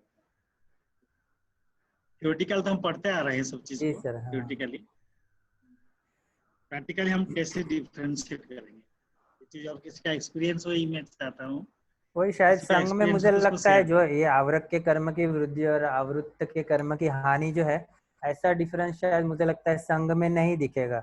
जब आवरण होगा तभी वो ये डिफरेंस दिखेगा, ऐसा मुझे एक लगता है। वैसे मैं पहले ही बोला कि हाँ, वो थियोरिटिकली तो इट इज इजी, हाँ, लेकिन प्रैक्टिकली theoretically, डिफिकल्ट है। हाँ। कर सर, मैं इसमें थोड़ी सी बोल सकता हूँ? जी बोलिए सर। हाँ, इसमें मैं मेरा बोलिए मेरा बोलिए।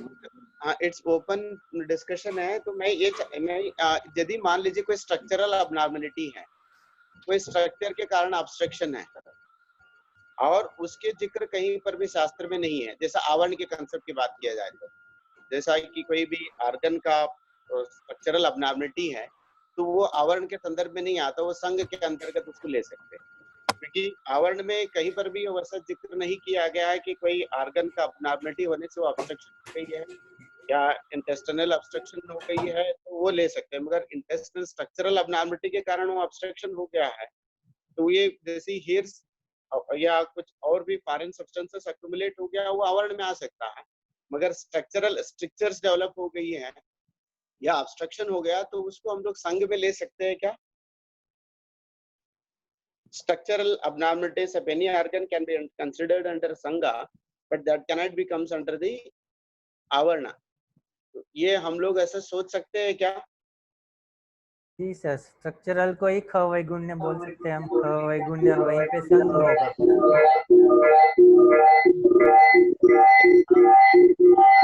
आवरण वाला कंसेप्ट है तो वह अननोन आवरण की भी बात करते हैं हम लोग, जहाँ अननोन आवरण और जो कफ और धातुओं से भी आवरण हो जाती है, मल से भी आवरण हो जाती है, पुरुष से भी हो जाती है, तो वो वाला कंसेप्ट आती है। तो वो संघ के अंतर्गत जो संघ और इसमें यही एक स्ट्रक्चरल अबनॉर्मलिटी को और फंक्शनल एंटिटी ज्यादा उसमें आवरण में आती है, स्ट्रक्चरल वाला जो अबनॉर्मलिटी जो संघ में मतलब आ सकता है। ये मेरा मतलब इसकी ले सकते हैं क्या? सही है सर। जीपी उपाध्याय सर को सुनाई नहीं दे रहा लग रहा है। नमस्कार सबको। हो रहा है।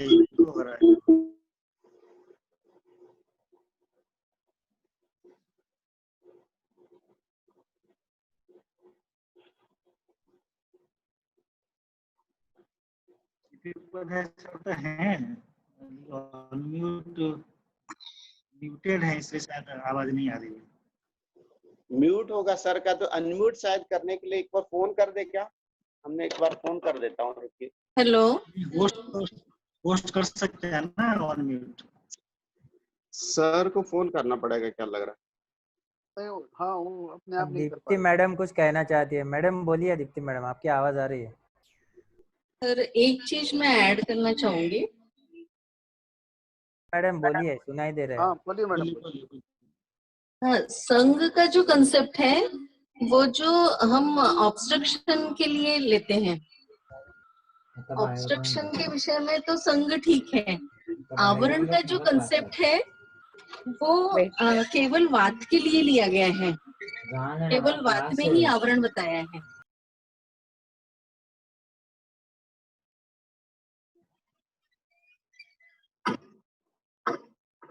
तो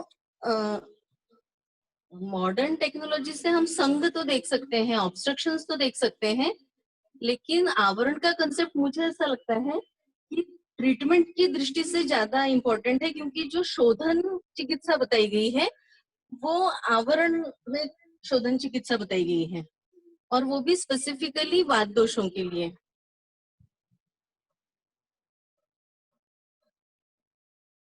सर, आप लोगों की कोई टिप्पणी इस पे? सही है, सही है।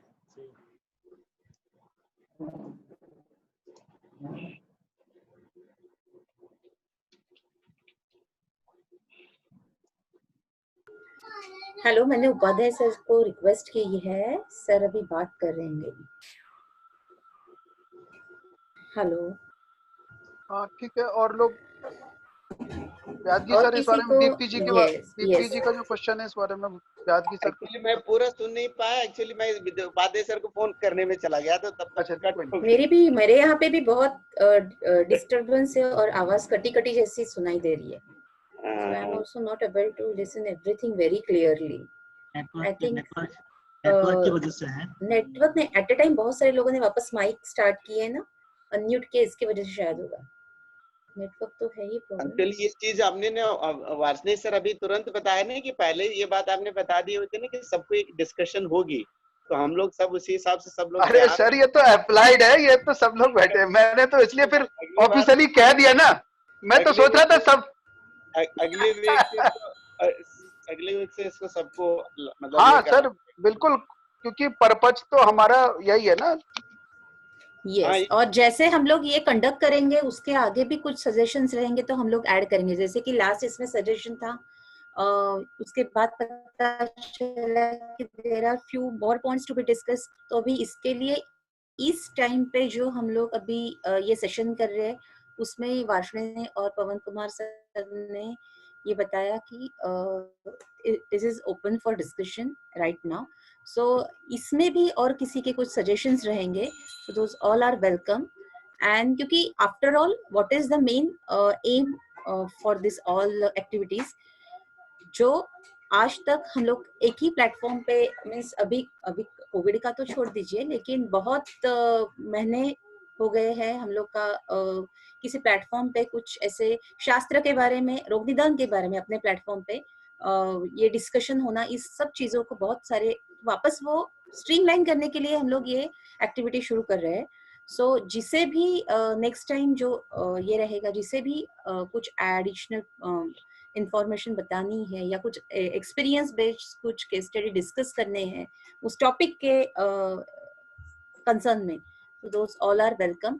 और एक यहाँ पे मैं रिक्वेस्ट सबको करना चाहती हूँ, जैसे कि जो माननीय सब है रोग निदान अकेडमी के, उनके मार्गदर्शन के अनुसार अपने रोग निदान अकेडमी में तो आगे आने वाले जो कुछ हम लोग ने एक्टिविटीज प्लान की है, उसमें से एक एक्टिविटी है हम लोग को एक डेटा पूरा इंफॉर्मेशन जो पीजी और पीएचडी के जो सिनॉप्सिस है, टॉपिक्स है पूरे देश भर में रोग निदान के, वो कंपाइल करने हैं।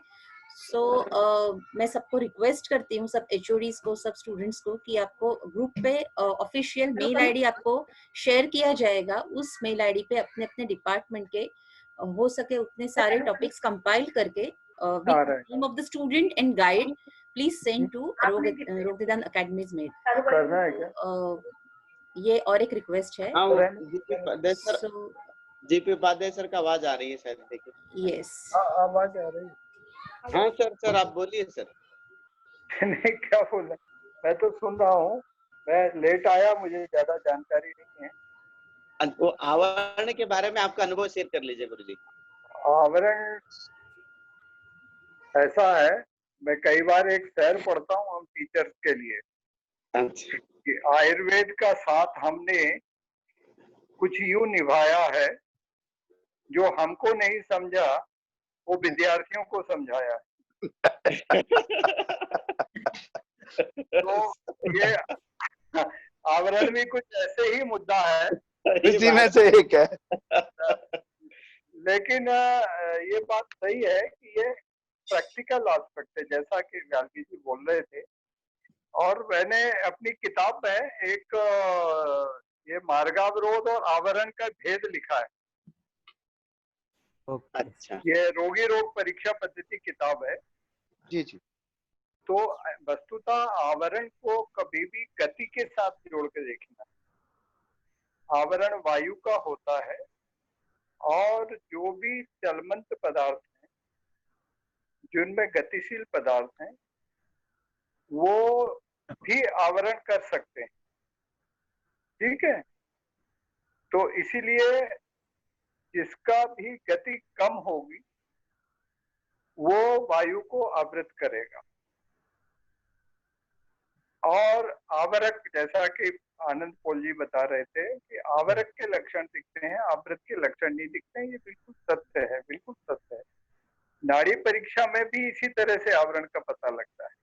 जी सर। अरे पित्त का, कफ का जैसा आवरण है तो वो उनकी नाड़ी प्रमुखता से मिलेगी, और लक्षण जो है पेशेंट के, वो व्याधि जो होगी वो मूलतः वात विकृति की होगी, और लक्षण जो है और या नाड़ी की गति जो है कफ पित्त की मिलेगी, या दोषों के अनुसार है, दूषियों के अनुसार है, मलों के अनुसार है, स्थान के अनुसार है, ये भी आवरण का फर्क है। तो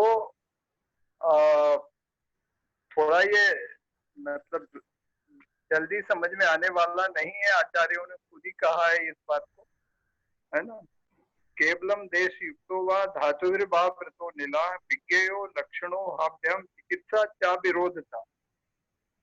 चिकित्सा में भी अपने को ये ध्यान रखना है कि उसका अविरोध रखते हुए उसकी बात की चिकित्सा कर।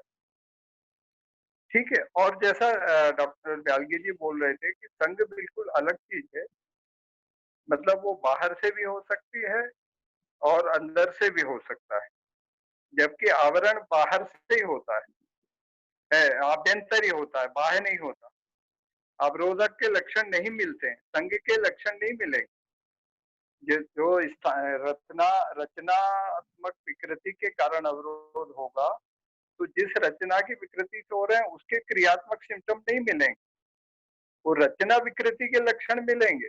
जैसे पित्त के कारण पित्त के लक्षण मिलते हैं, या कफ के कारण कफ के लक्षण मिलते हैं, वैसे ही रचनात्मक विकृति से रचनात्मक विकृति के लक्षण मिलेंगे, लेकिन सार्वधायिक लक्षण नहीं मिलेंगे, स्थानिक लक्षण।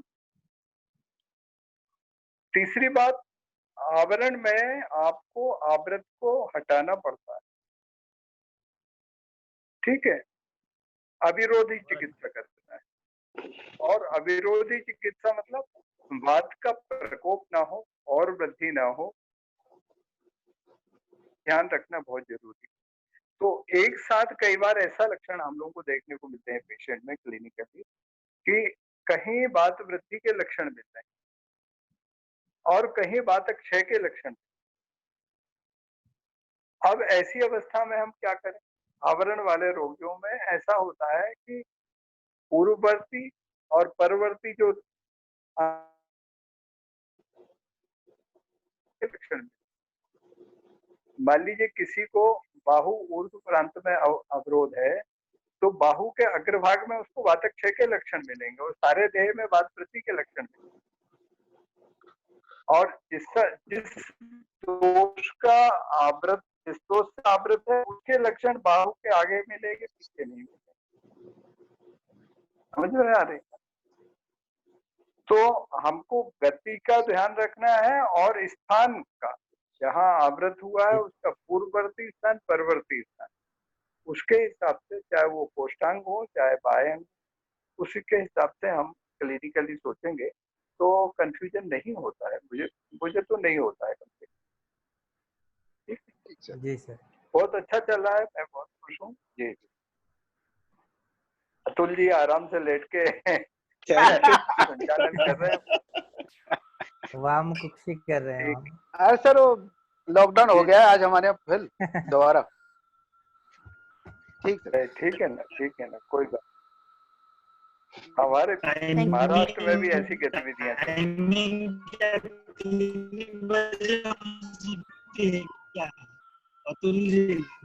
अतुल जी टाइमिंग क्या 3 बजे हो सकती है क्या? सर मैंने इसके लिए सुझाव आमंत्रित करे हैं, अध्यक्ष जी जैसे समझें, क्योंकि ऑपरेट जूम का आपको करना है, तो जो भी आप लोग डिसाइड करिए।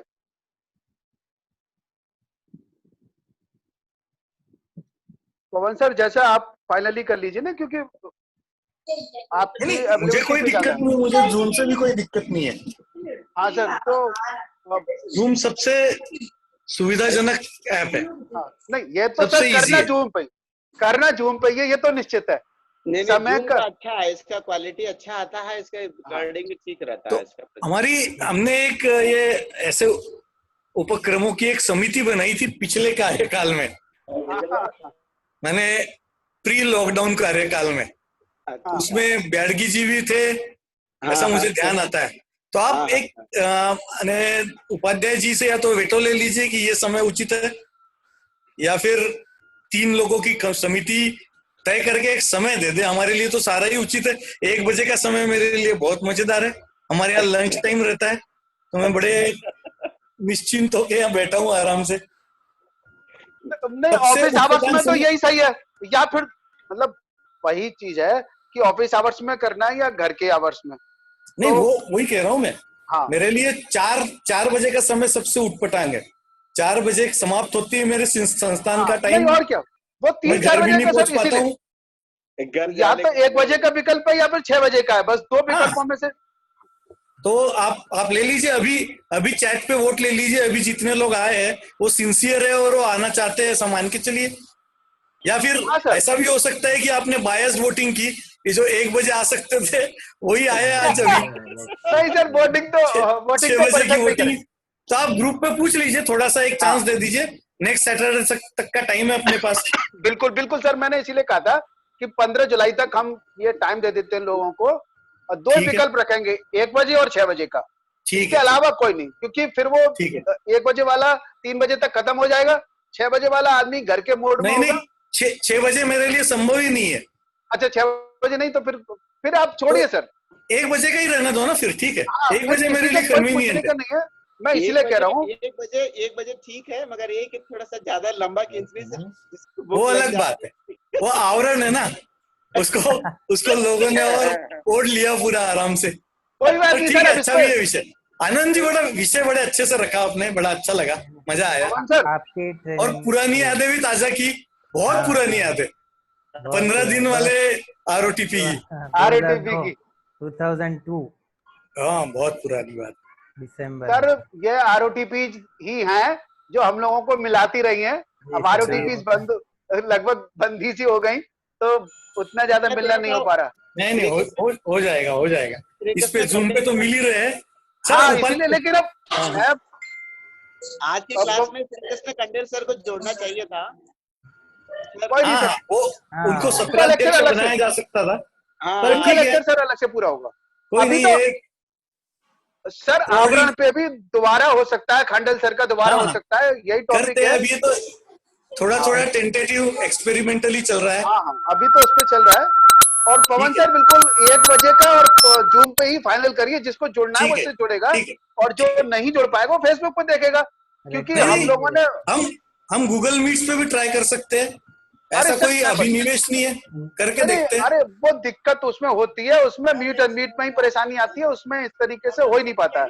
हमने सारी एप्लीकेशंस देख ली ना, तो इसलिए बहुत ज्यादा भटकेंगे तो दिक्कत आएगी। नहीं, गूगल मीट भी कुछ हद तक ठीक है सर, गूगल मीट में भी बहुत ज्यादा परेशानी नहीं अरे सर, वो बात यह है कि एक कोई बंदा जिम्मेदारी ले और उसको वो सब करता रहे, उसमें बहुत दिक्कत होती है।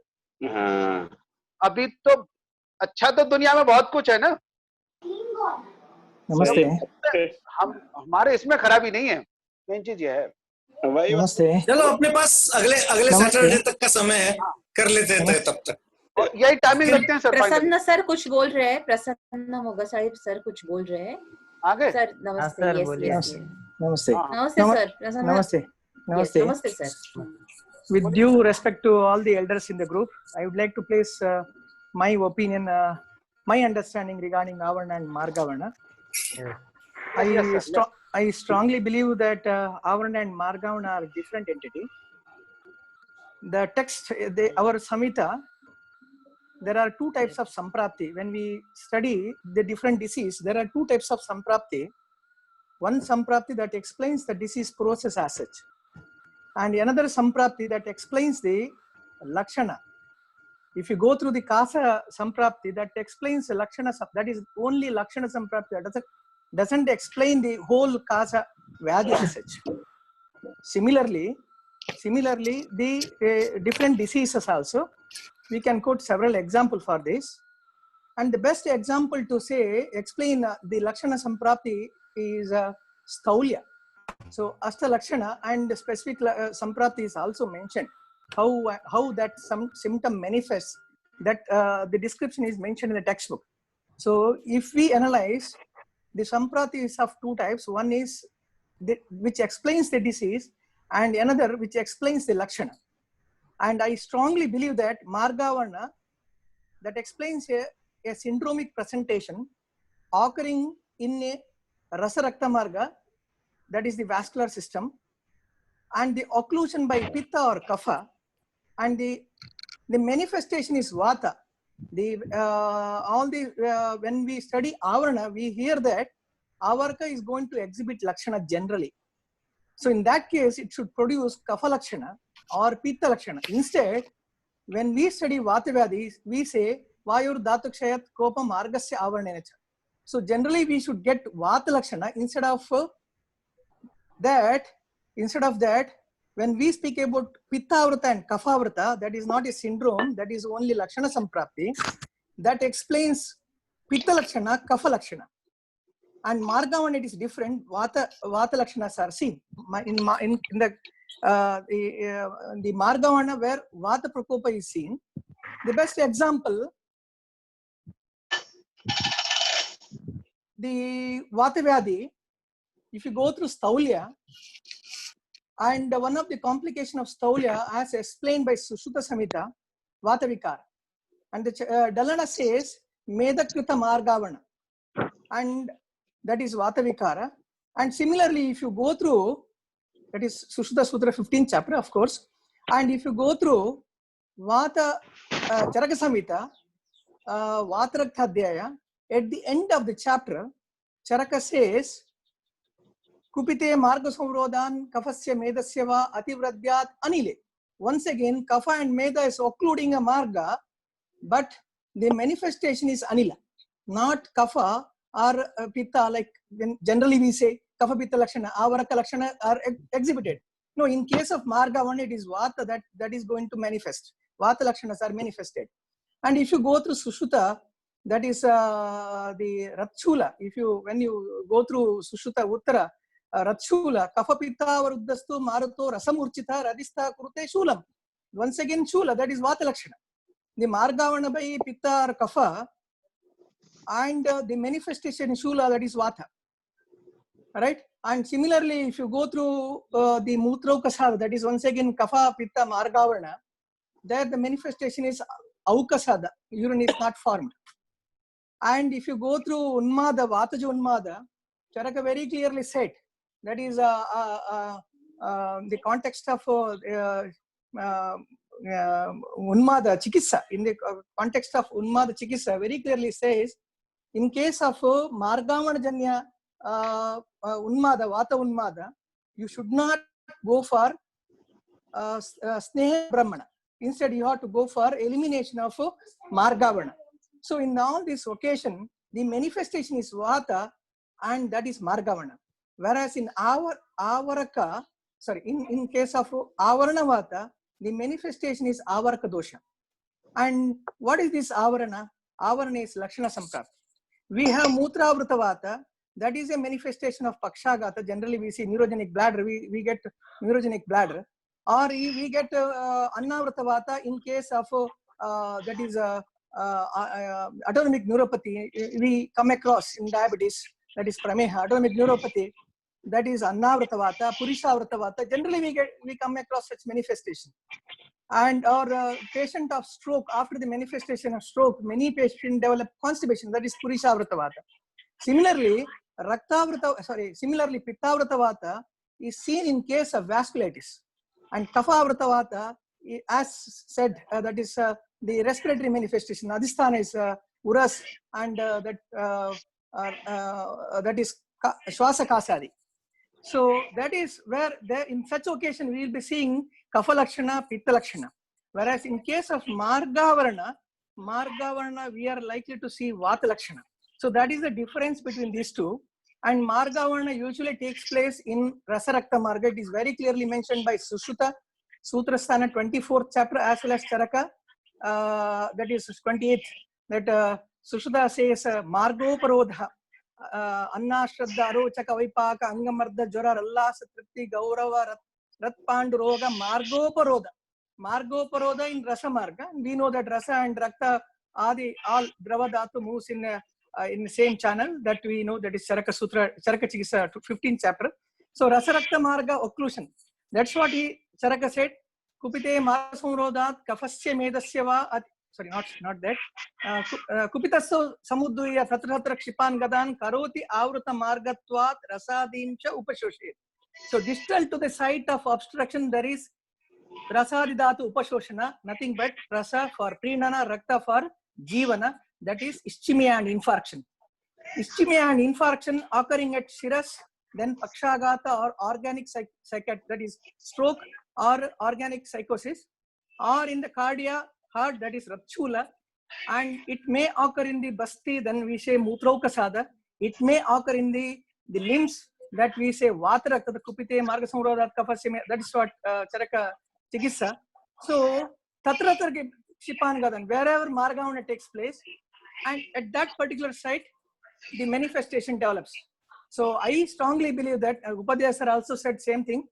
I strongly believe that Margavana is a syndromic manifestation, wherein a common manifestation, Margavana takes place in Rasarakta Marga, and Margavana by either Pitta or Kapha. The Pitta generally we compare with that of vasculitis, and Kapha we compare with that of atherosclerosis.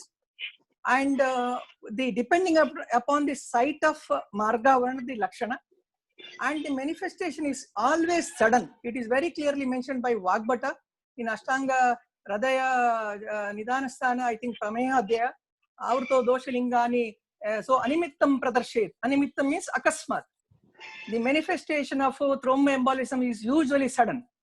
So all this occasion, Margavana refers to a syndromic manifestation at different site, different manifestation occurs in Rasarakta Marga. The manifestation is usually Vata Lakshana, and of course, along with the site, Sthana Lakshana will be there. And whereas Avarana is only a Lakshana Samprapti that we come across in any other condition, any other disease condition, that much only. So regarding, in short, regarding Avarana and Margavana.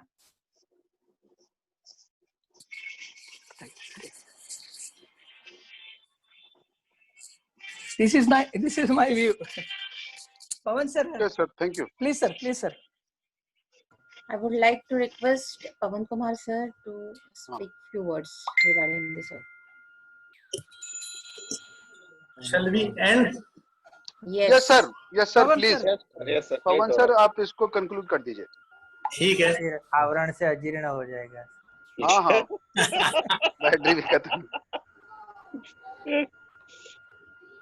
चलिए गुरुजी Upadhyay sir की आज्ञा लेते हुए, चरण स्पर्श करते हुए आज के सेशन को समाप्त करते हैं. बहुत बहुत धन्यवाद. Okay sir, thank you.